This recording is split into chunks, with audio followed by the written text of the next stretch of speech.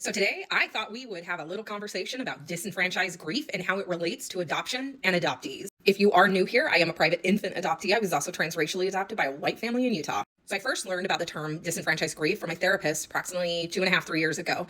And when I learned that term, it completely turned my world upside down for a good 2 weeks. I finally, as an adult, had the language to go with my feelings that I had as a child. Children often do not have the language to tell the adults around them how they feel, and oftentimes it comes out in behaviors. So what is disenfranchised grief? Disenfranchised grief, sometimes called hidden grief, occurs when a loss is not publicly acknowledged or validated through traditional norms and rituals. Those experiencing disenfranchised grief feel isolated, stigmatized, and ashamed. While it can feel overwhelming, there are ways to support yourself through your grief, including creating a mourning ritual, connecting with others who understand, and talking with a therapist.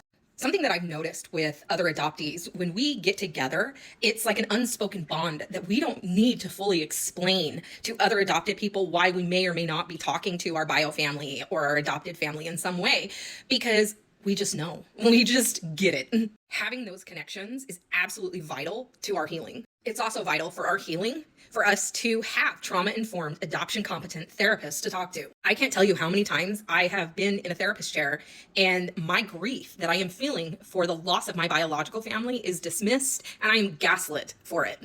So now let's go over some examples of disenfranchised grief. Stigmatized loss, a loss that is not openly acknowledged or recognized by the rest of society. Insignificant loss, deemed by others as unimportant. Loss of unrecognized relationships, non-death losses.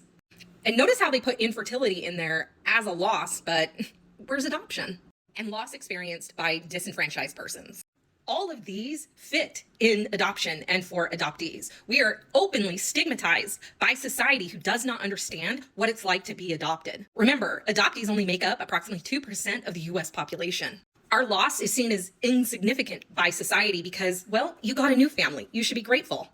Down here, they recognize non-death losses being the loss of a limb or infertility, but where is the loss of a biological parent in this? Side note, I do find it interesting how society does recognize the loss of a parent if that infant's parent died during childbirth. Society can recognize that that child is going to, in every way, grieve the loss of that biological parent. But somehow in adoption, we are taken away at birth, and y'all don't think we're going to grieve the loss? Some common symptoms of disenfranchised grief: intense feelings of sadness, despair, and loneliness, feeling numb or nothing at all, difficulty concentrating, remembering things, and making decisions, changes in appetite, unexplained physical pain and muscle tension, feeling guilt or shame for the loss of the circumstances of the loss. This ties in to adoptees being in the fog. That stands for fear, obligation, and guilt. I can look back on myself as a child and see how many of these symptoms I recognize that I had, but nobody else was tuned in to my grief. Everyone believes that this tiny little baby or this child is just going to acclimate into their new environment. And how would an infant grieve the loss of a parent they never knew? And lastly, let's talk about some ways to cope with disenfranchised grief. Acknowledge the loss for yourself. Give yourself permission to feel all your feelings.